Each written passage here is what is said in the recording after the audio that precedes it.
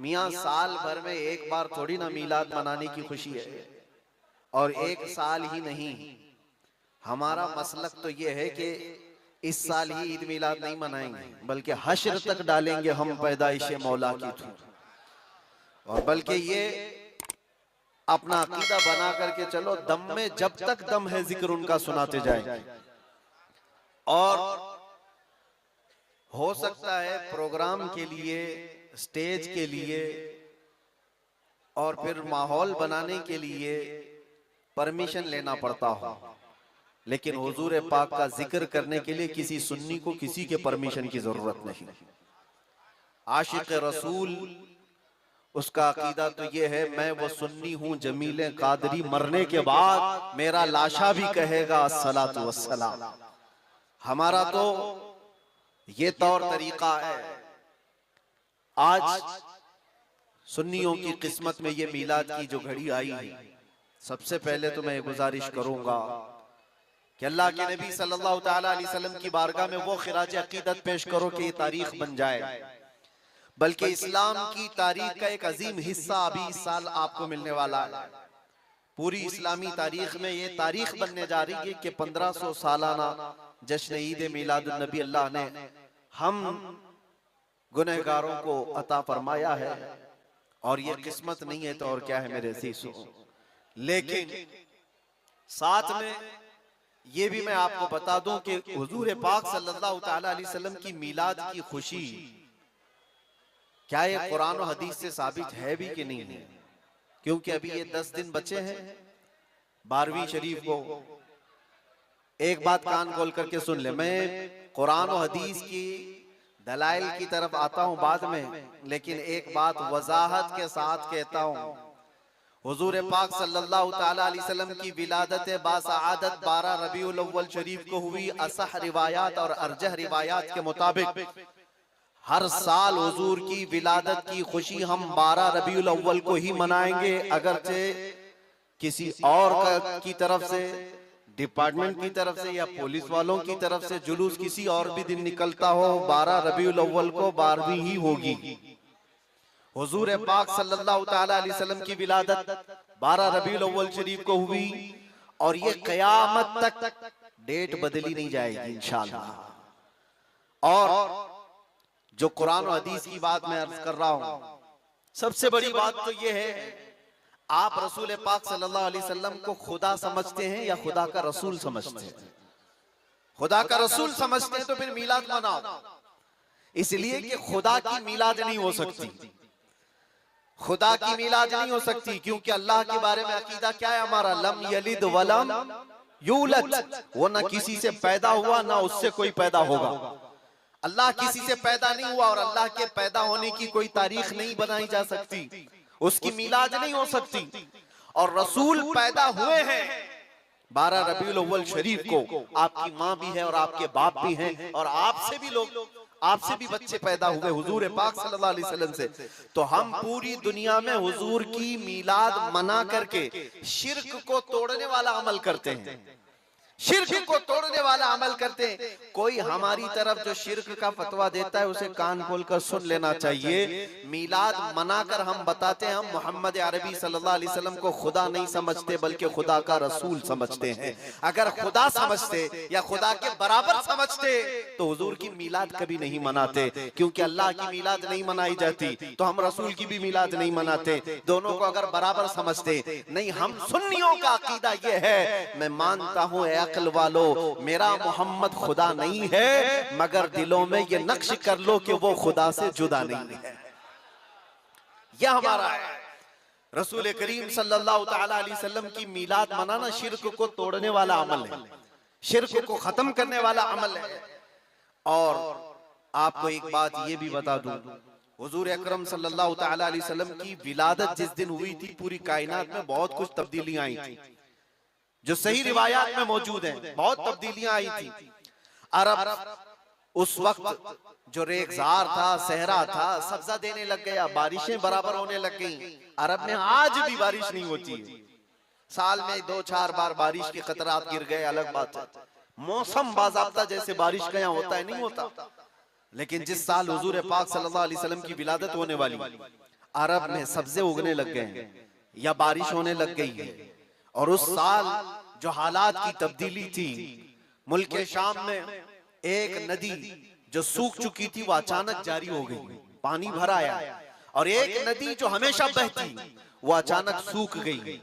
एक आतिश कदा था 1000 साल से जिसकी आग को बुझने नहीं दिया गया था ईरान के नुजूमियों ने, आतिश परस्तों ने, अचानक वो आग भी गुल हो गई।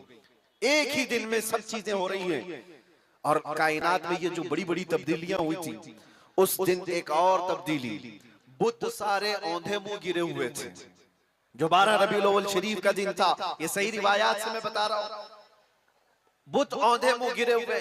लेकिन एक बहुत बड़ा मसला हुआ था जिसकी तरफ इमाम अहले सुन्नत फाजिल बरेलवी रहमतुल्लाह ताला अलैह अपने शेर में इशारा करते हुए फरमाते हैं, क्या एक बहुत बड़ी तब्दीली ये हुई थी कि मुल्क फारस का जो बादशाह है किसरा, उसका किला इतना मजबूत था कि उसकी हिफाजत के लिए 1 लाख फौजी खड़े रहते थे, सिर्फ किले की हिफाजत के लिए। और वो किला इतना मजबूत कि उनका दावा था, उनका चैलेंज था कि इसको कोई तोड़ नहीं सकता, इसको मिटा नहीं सकता। लेकिन 12वीं शरीफ का दिन या सुबह के वक्त अचानक किले के अंदर जलजला आया और दीवार फट गई। और ऐसी फटी कि उसमें से एक आदमी जा सकता है, आ सकता है। आज भी वो शक्शुदा दीवार के साथ किला मौजूद है इराक में, जिसको किलातुल किसरा कहा जाता है आज भी। अब आप अंदाजा करें 2000 साल से वो किला आज तक मौजूद है, तो उस वक्त कितना मजबूत रहा होगा। उस वक्त किले के अंदर जलजला आया और तख्त उलट गया, दीवार में दरार पड़ गई। वो दरार आज भी मौजूद है। बादशाह हैरान और परेशान। दूसरे दिन सारे नजूमियों को बुलाया गया और पूछा गया कि ये क्या माजरा है कि इतना मजबूत किला कैसे ये टूट गया, या इसकी दीवार में शगाफ कैसे आ गई है। तो सारे नजूमियों ने अपने इल्म के मुताबिक जो नतीजा निकाला, बादशाह से कहा, दर हकीकत ये जलजला आम जलजला नहीं है, ये तेरी दीवार का टूट जाना ये आम सी बात नहीं है। हमारा इल्म ये बता रहा है कि इस रुए जमीन पर अल्लाह का कोई नबी पैदा हुआ है जो तेरी सल्तनत को खत्म करने वाला है। एक बच्चा अरब में ऐसा आया है, आई नई हुकूमत, सिक्का नया चलेगा, आलम में रंग बदला, सुबह शबे विलादत। उस दिन जो हुआ था उसको इमाम अहले सुन्नत क्यों फरमाते हैं, वो एक दिन की बात है ना। हुजूर की विलादत हुई, फारस के किले में क्या हुआ, जलजला आया। हुजूर की विलादत इधर मक्का में हुई और मुल्क फारस में जलजला आया और किले के अंदर दरार आई। अब सुनो, आला हजरत कहते हैं, हश्र तक डालेंगे हम पैदाइश मौला की धूम, यानी कयामत तक हम रसूलुल्लाह की मिलाद का जिक्र धूमधाम से मनाएंगे। इसका असर क्या होगा, फारस में तो देखा था किले में जलजला आ गया था, हुजूर के पैदाइश के जिक्र से ही किला हिल गया था। अब हम जब जब जिक्र करेंगे, मिसले फारस नजद के किले गिराते जाएंगे, मिसले फारस नजद के किले गिराते जाएंगे। आज जिन लोगों के किले गिरते हैं या हिलते हैं वो जिक्र मुस्तफा से ही गिरते हैं, लेकिन उसका हमें कुछ असर नहीं होना चाहिए। खाक हो जाएं अदू जलकर मगर हम तो रजा, दम में जब तक दम है जिक्र उनका सुनाते जाएंगे। अजीजा ने गिरामे वक़ार, मैं बहुत छोटे से वक्त के लिए आपके पास आया हूं, लेकिन एक अजीम मैसेज देकर के कि मिलाद मुस्तफा सल्लल्लाहु अलैहि वसल्लम के मौके पर सारे सुन्नियों को ये चाहिए कि सिर्फ झंडे लगाने और कुमकुमे लगाने और बड़े बड़े नारे लगाने से ही ईद मिलादुन नबी का आप एहतमाम नहीं कर रहे हो, बल्कि हर सुन्नी आशिक रसूल को चाहिए कि वो इस मौसम में नहीं बल्कि पूरी जिंदगी उसकी है, लेकिन इस मौसम में खास तौर पर अपने नबी पाक सल्लल्लाहु अलैहि वसल्लम की सीरत तो पढ़ ले, मेरे आका सल्लल्लाहु अलैहि वसल्लम की बायोग्राफी मालूम हो जाए, हुजूर पाक की जिंदगी को समझ जाएगा। तो मेरे अजीजों, ये हवाओं के झोंकों से उसका कभी कुछ बाल बेका नहीं हो सकता। जो नबी पाक सल्लल्लाहु अलैहि वसल्लम को पढ़ा हुआ है वो तूफानों और आंधियों में अपना मजहब नहीं बदल सकता, वो लोगों की लालच पर अपना दीन का सौदा नहीं कर सकता। ये वही लोग हैं जो दीन के सौदा करते हैं जिन्होंने अपने नबी को नहीं पढ़ा।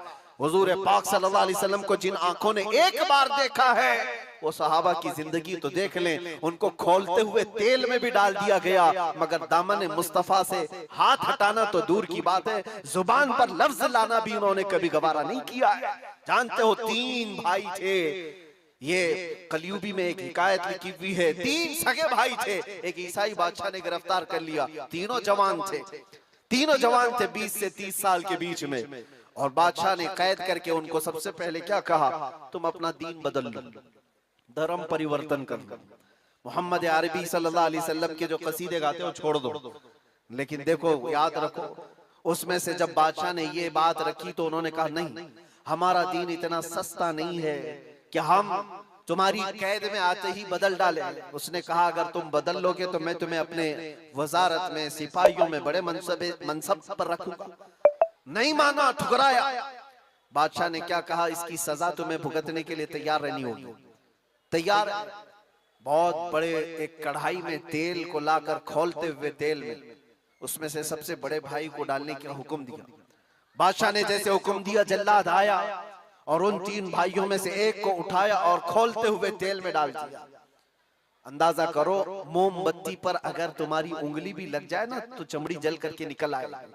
और पता नहीं कितने दिन तक इसकी जलन आपको होती रहे, लेकिन एक पकते हुए तेल में डाला जा रहा है। डाल दिया, जिस्म पूरा चरमरा गया। थोड़ी देर गुजरी, 2 भाई और मौजूद, दूसरे को बुलाया गया। देखा तुम्हारे भाई का हश्र क्या हुआ है, तुम अगर बादशाह की पेशकश को कबूल कर लो तो शायद तुम्हारी जान बच सकती है। दूसरे ने मुस्कुराया और कहा, वही शायद उनकी ही जुबान थी जो बरेली से यूं आती है, जिंदगी ये नहीं किसी की किसी के लिए, जिंदगी है नबी की नबी के लिए। मेरे बड़े भाई को जलाने के बाद अब तो तुमने और भी मुश्किल कर दिया है फैसला। मैं इस बात के लिए तैयार हूं कि इससे बड़े तेल में भी मुझे डाला जाए, लेकिन जुबान पर मेरे मुस्तफा के दामन को छोड़ने वाली बात कभी नहीं ला सकता।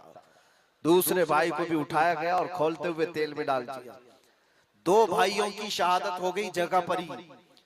वो तेल में डालना, जुबान पे अल्फाज हो सकता है, आसानी से हम बोल रहे हैं और आप आसानी से सुन रहे हैं। प्रैक्टिकल जिसके साथ होगा वो अंदाजा कर सकता है दर्द और कर्ब किसको कहते हैं, शिद्दत की तकालीफ किसको कहते हैं।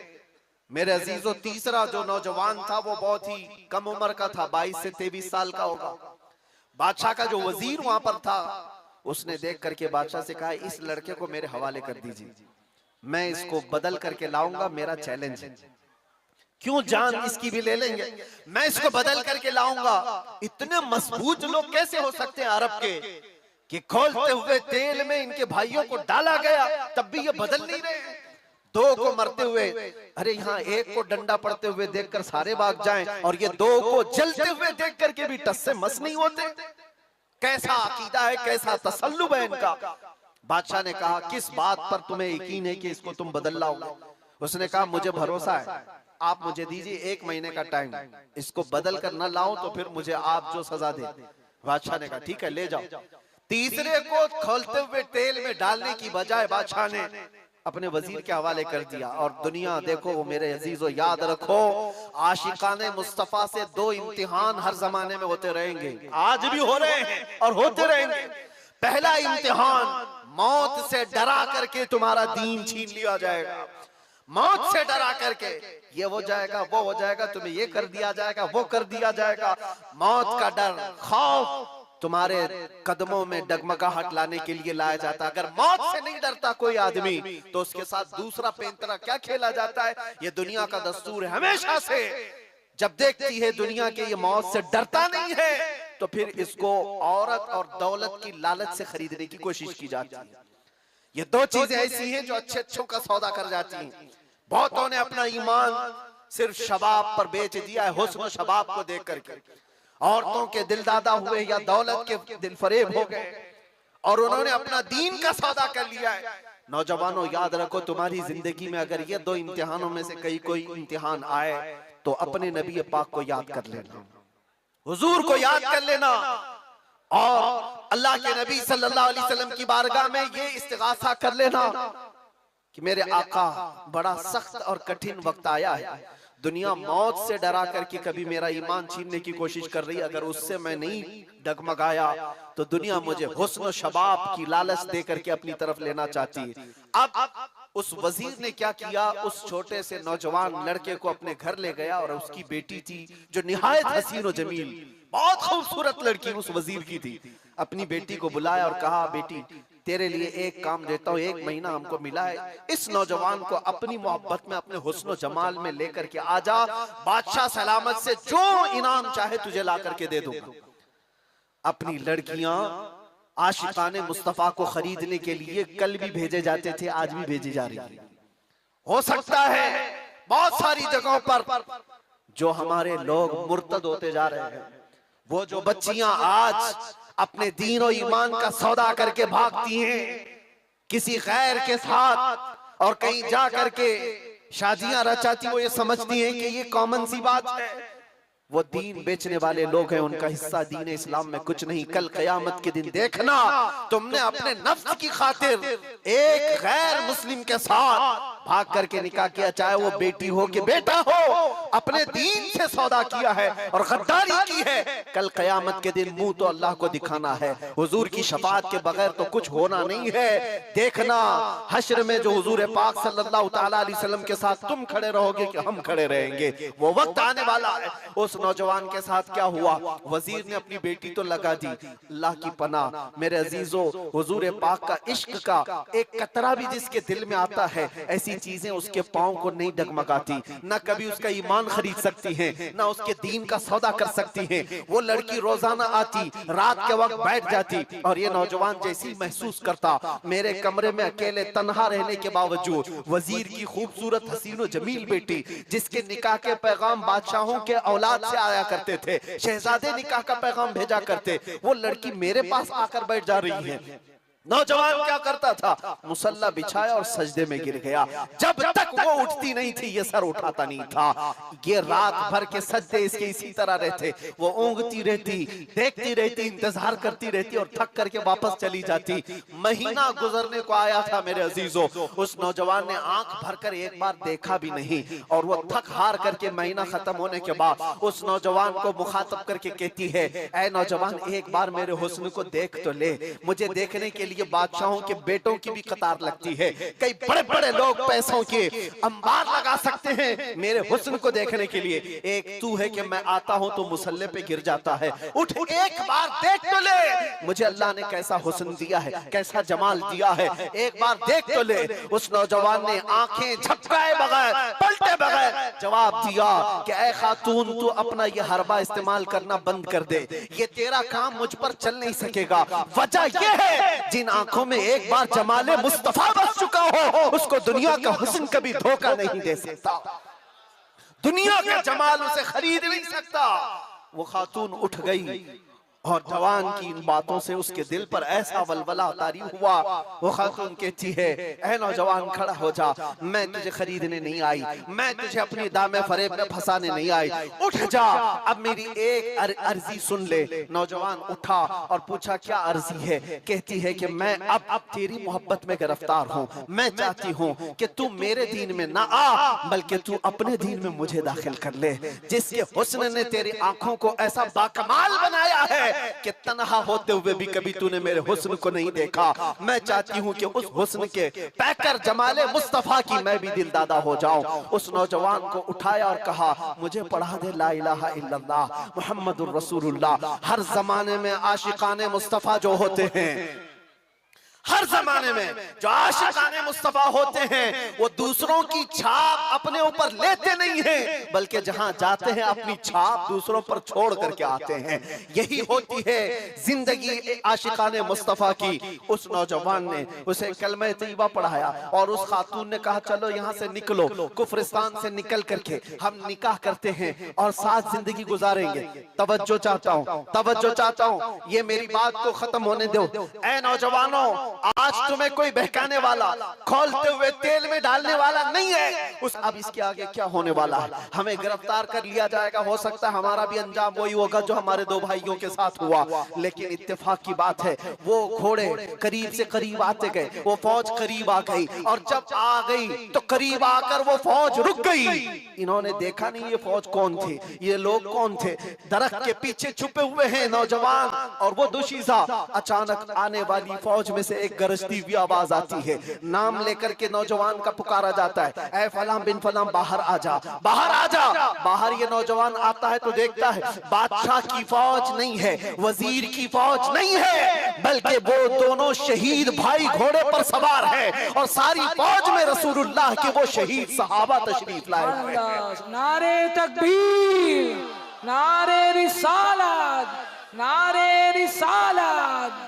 ये नौजवान घबरा गया और पूछा, मैं अपने भाइयों को देख रहा हूँ घोड़ों पर सवार हैं, चंद दिनों पहले बादशाह ने खोलते हुए तेल में इनको उड़ेल दिया था, इनके जिस्मों को जला दिया था। ये देख करके आप कपकपी जिस्म पर तारी है, भीगी आंखों से पूछने लगा, बड़े भाई आप लोगों को जला दिया गया था, तेल में खोलते हुए डाल दिया गया था, आप लोग यहाँ कैसे आए? दोनों भाइयों ने कहा, ऐ मारे नन्हे भाई, क्या तूने कुरान की आयत नहीं पढ़ी, वला तक़ूलू लिमन युक़तलु फ़ी सबीलिल्लाहि अमवात, अल्लाह की राह में जो मारे जाएं उन्हें मुर्दा न कहो। नौजवान ने पूछा, तुम्हें दर्द कितना हुआ होगा जब जलाया गया था, खोलते हुए तेल में डाला गया था, कर्ब कैसा था, तकलीफ कैसी थी? सवज्जो चाहता है नौजवानों, इश्क़ मुस्तफा में बर्दाश्त किया हुआ दर्द कुछ नहीं होता है। उन नौजवानों ने कहा, दर्द कौन सा, कर्ब कौन सा, तकलीफ कौन सी? तूने हमें डालते हुए देखा है, खोलते हुए तेल में, जलती हुई चमड़ी देखा है, लेकिन हमें दर्द का एहसास नहीं हुआ, इसलिए कि जिस वक्त जल्लाद हमें तेल में डाल रहा था, सामने तो हमें जमाले मुस्तफा नजर आ रहा था। जहां मुस्तफा का हुस्न हो, फिर दर्द किस बात का,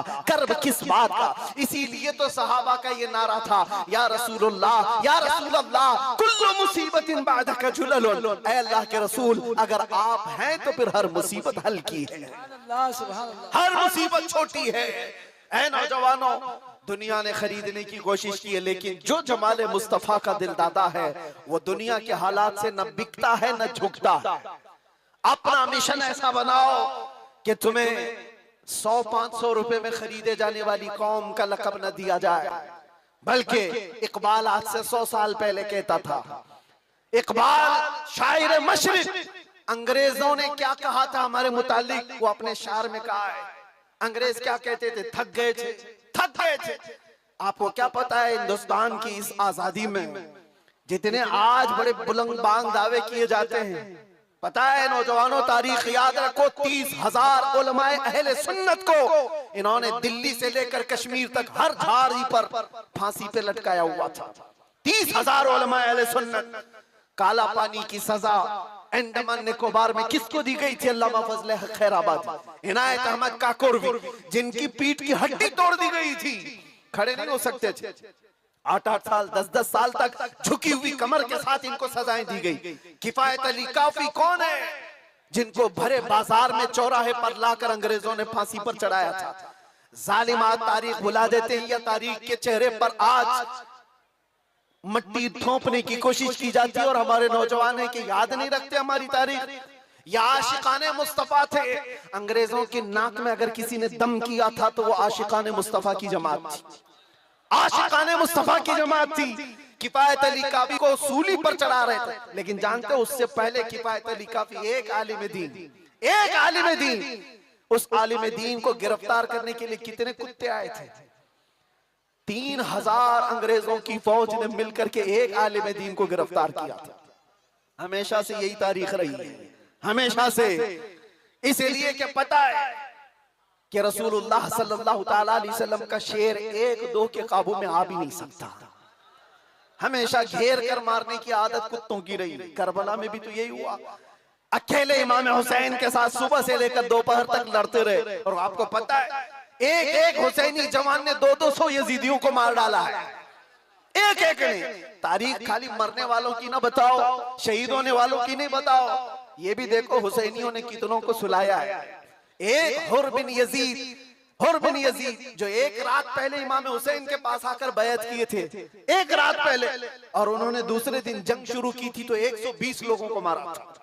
आप अंदाजा करो, एक रात का हुसैनी 120 को सुला सकता है, तो अंग्रेज अच्छी तरह जानते हैं जो पैदाइशी हुसैनियों कितनों को सुला सकता है। सब पता है।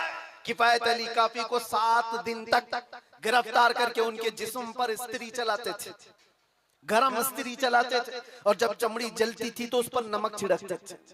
और किफायत अली काफी को बार बार कहते फतवा बदल डालो, आ जाओ हमारे वजारत में, हमारा मनसब ले लो, हर महीने पाउंड दिए जाएंगे, बरतानिया के पाउंड। लेकिन आशिक मुस्तफा डॉलर और बरतानिया के पाउंड पर नहीं बिकता, वो हुस्ने मुस्तफा का दिल दादा होता। 8वें दिन जब उनको फांसी पर चढ़ाया गया था, फांसी कोई आम चीज नहीं है मेरे अजीजों, जिसको सामने देख करके चच्चों की हालत खराब हो जाए।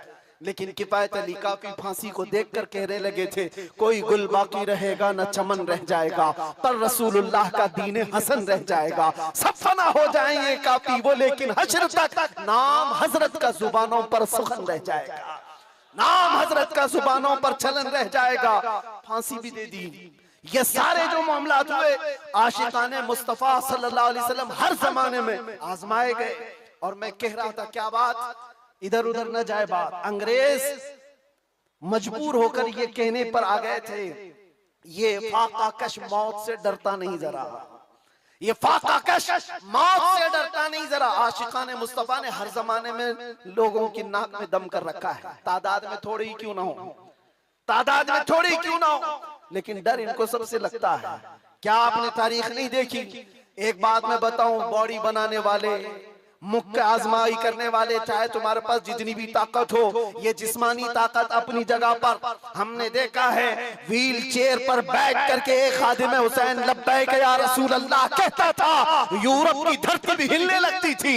पता ही चलता है जिस्मानी ताकत का कोई असर नहीं होता, इश्क़ मुस्तफा जहां होता है वो असली ताकत कहलाई जाती है। नारे जुलूस निकाले हैं, कहां कहां का क्या क्या देखा। बहरहाल मैं वो दास्तानें बताने नहीं आया हूं, लेकिन इतनी बात मुझे आज भी एहसास दिलाती है, ये अल्लाह का करोड़ा एहसान है। तुमने मुझे हथकड़ियां पहनाई है, घुमाया, जहां भी रखा, जिस तरह भी रखा।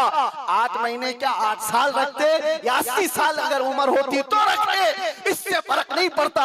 डर तो ये था कि चोरी में नहीं ले गया, डकैती में नहीं ले गया, रेप में नहीं ले गया, मर्डर में नहीं ले गया। दुनिया को तुम्हें बताना पड़ेगा इस आलिम को क्यों ले गया, तो तुम पुकार करके यही कहोगे इश्क़ मुस्तफा की बात करता था इसलिए ले गया। सुभान अल्लाह, लब्बैक लब्बैक लब्बैक या रसूल अल्लाह। वो भी उठने लग रहे हैं। हम नहीं चाहते कि इस तरह का माहौल बन जाए, लेकिन याद रखना मेरे अजीजों, इश्क़ मुस्तफा पर बात करना, इज्जत मुस्तफा का चर्चा करना, अगर ये जुर्म है तो ये जुर्म मौत तक 1000 बार हम करते रहेंगे, 1000 बार करते रहेंगे, इसलिए कि इससे कोई समझौता नहीं। हाँ, हम कानून के खिलाफ कोई बात नहीं करते। अगर अपने नबी पाक की इज्जत की बात करना जुर्म है तो ये जुर्म तो हम करते ही रहेंगे, ये करता रहे, हर नौजवान भी करेगा। नाम मुस्तफा लेना कोई जुर्म नहीं है, हुजूर की इज्जत की बात करना कोई जुर्म नहीं है। लेकिन एक साहब ने कहा, मुझसे कहा कि मुफ्ती साहब आप बयान करो, जितना करना है अपने नबी की तारीफ करो, जो करना है करो, लेकिन आप ये दूसरों को कुत्ता क्यों बोलते हो, ये सारी चीजें क्यों कहते हो?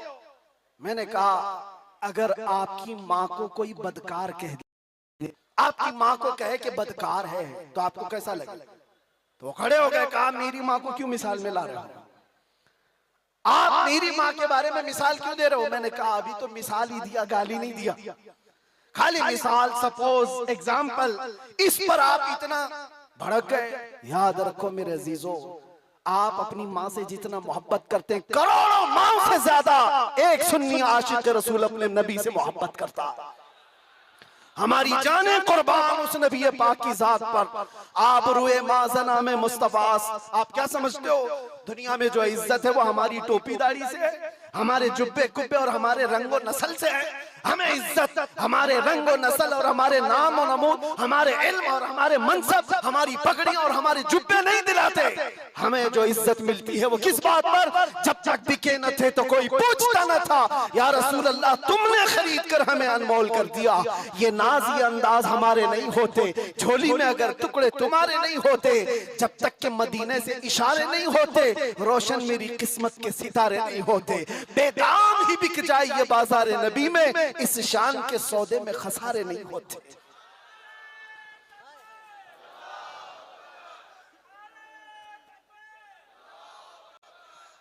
बात मैं अभी खत्म करने आ रहा हूं, बस आप इस बात को अंदाजे में रखो मेरे अजीजों, दुनिया में बहुत आंधियां हैं, बहुत तूफान, और लोग कहते हैं हालात सही नहीं है, हालात सही नहीं है, इसलिए ऐसे चलना चाहिए। हालात तो हुजूर जब ऐलान नबूवत किए थे उस वक्त से लेकर अब तक कभी सही हुए ही नहीं, कभी सही नहीं हुए।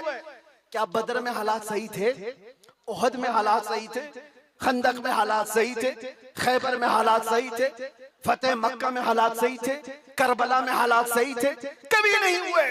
तो ये क्या ताना दिया जाता है, ये क्या मसलहत और हिकमत की बात की जाती है? हालात बड़े पेचीदा हैं, हालात बड़े सख्त है। मेरे अजीजों, ये क़यामत तक ऐसे हालात रहने वाले। सतीजा कार रहा है अजल से ता इमरोज, शरारे बूलहबी से चराग मुस्तफवी, हर जमाने में ये हालात रहेंगे। आशिक मुस्तफा को इन्हीं हालात में परचम रिसालत बुलंद करके रखना है। वो सहाबा से पूछो जो निकल पड़ते थे, पैरों में चप्पल नहीं और कपड़ों पर पैबंद लगे हैं, एक खजूर की गुठली पर पूरा दिन गुजार लेते थे, फाका कश थे, लेकिन उनसे पूछो क्या उनके लिए हालात सही थे? जब अफ्रीका जा रहे थे, जब यूरोप की कलीसाओं में अजानें दे रहे थे, अफ्रीका के तपते हुए सहराओं में नामे मुस्तफा बुलंद कर रहे थे, उनसे पूछो हालात सही थे? वो कहेंगे कहां के हालात सही थे, उस वक्त भी हालात सही नहीं थे। लेकिन उसके बावजूद उन सहाबा का हाल ये था, दस्त तो दस्त है, दरिया भी न छोड़े हमने, बहरे जुल्मात में दौड़ा दिए खोड़े हमने। आ गया ऐन लड़ाई में गर वक्त नमाज, किबला रूहों के ज़मीन बोस हुई कौम हिजाज, एक ही सफ में खड़े हो गए महमूद अयार, न कोई बंदा रहा न कोई बंदा नवाज। ये सहाबा का मसलक था, उनका मामूल था। टल न सकते थे, जंग में अड़ जाते थे, पांव शेरों के मैदान से उखड़ जाते थे, हक से सरकश हुआ कोई तो बिगड़ जाते थे। अरे तेग क्या चीज है, हम तोप से भी लड़ जाते थे। अजीजा ने गिरामी, आप मजबूती पैदा करो नामे मुस्तफा के साथ। आला हजरत की एक बात बड़ी प्यारी लगी, आप बड़े परेशान थे और ये बात मैं आपको बताकर चलूं, जो इस हक रास्ते पर आएगा उसे समझ करके चलना पड़ेगा, कांटों के रास्ते हैं। ऐसा नहीं कि हर जगह फूल सजाए जाएंगे। लोग ये समझते हैं नामों से रिसालत की बात करें और फिर हलवे पराठे खाते रहे और हम नजराने लेते रहे लोगों के यहाँ जाकर के। लोगों को ऐसा लगता है, आज मैं इस बात की वजाहत करता हूँ, वल्लाह बिल्लाह तल्लाह, कभी मुझे फकीर की कभी ये ख्वाहिश नहीं होती कि लोग मेरे नाम का नारा लगाएं, कभी नहीं। जो नारा लगे वो मेरे मुस्तफा के नाम का हो। हमारी अपनी कोई इज्जत नहीं है, हमारा इस्तेकबाल करना कहीं पर किसी के लिए वाजिब नहीं। आपकी मोहब्बत सर आंखों पर, लेकिन मैं इसका आशिक नहीं और ना ही इसका ख्वाहिशमंद, ना ही बुलंदो बाला इस्तेकबाल के साथ बड़ी गाड़ियों में आना, ये ताम झाम, कभी मुझे इस चीज की ख्वाहिश नहीं रही। और अगर ऐसी ख्वाहिश होती तो इस गली में आकर के आपसे बयान नहीं कर रहा होता। हमने लाखों का मजमा भी देखा है, लेकिन एक बात है, इस रास्ते पर चलने वाले को ये सोच करके चलना होगा कि आजमाइश होगी और इम्तिहान होगा। कई मर्तबा दौलत से खरीदे जाने की कोशिश की जाएगी, माल और मनसब दे करके, या कभी हुस्न शबाब दे करके, या कभी मौत की धमकी दे करके। ये सारी चीजें हमने देखी हैं अपनी जिंदगी में, बहुत छोटी जिंदगी में मौत की धमकी भी दी गई है। और मुझसे एक आ गया था कि अगर छूट गए तो ये समझ लेना कि दूसरा अवतार मिला है आपको। हम तो खैर अवतार देने वाले तुम नहीं हो, रज़्ज़ाक़ हकीकी अल्लाह रब्बुल इज्जत, जब तक वो न चाहे तुम्हारी सारी कायनात मिलकर के मेरा बाल बेका नहीं कर सकेगी। और अगर अल्लाह तबारक व तआला चाहे तो मच्छर और चूंटी से भी मौत हो सकती है, अल्लाह ना चाहे तो मोदी योगी से भी कुछ नहीं होता। अल्लाह अगर ना चाहे, अल्लाह अगर ना चाहे फिरौन और नमरूद से भी कुछ नहीं होता। और अगर अल्लाह चाह ले तो मच्छर से नमरूद भी मर सकता है और पानी से फिरौन भी हिलाक हो सकता है। हमारा अकीदा ये है, हमें उस बात का डर नहीं है, हमारी जिंदगी जब तक लिखी हुई है वो रहेगी और मौत आनी है तो आनी है। लेकिन इतना याद रखो मेरे अजीजों, क्या ही खूब है बिस्तर पर पांव रगड़ रगड़ करके मरने से बेहतर है कि नामे मुस्तफा बुलंद करके दुनिया से जाए। बुज़दिलों के साथ जाने से बेहतर है आशिकों की जमात में जाए। और आजमाइश तो होगी, इम्तिहान तो होगा। सहाबा के साथ क्या नहीं हुआ, उनके माल, उनकी औलाद, उनके घर बार सब लूट लिए गए थे मक्का में। आजमाइश ऐसी थी कि वो पूरा पूरा दिन एक खजूर की गुठली पर गुजारा करते थे और जंगें ऐसी उन पर मुसल्लत कर दी गई थी कि उनको अमन नाम की कोई चीज ही नहीं मिलती थी। हर घड़ी एक जंग से निकले दूसरी जंग, दूसरी से तीसरी। हुजूर पाक की वफादारी के साथ इम्तिहान तो होगा। आज मिलाद मुस्तफा है, नबी करीम सल्लल्लाहु ताला अलैहि वसल्लम के 1500 साला जश्न ईद मिलाद की हम तैयारियों में अपने ईमान को मजबूत करो, अपने अकीदे को मजबूत करो, इश्क़ रसूल इतना बढ़ा लो। मैं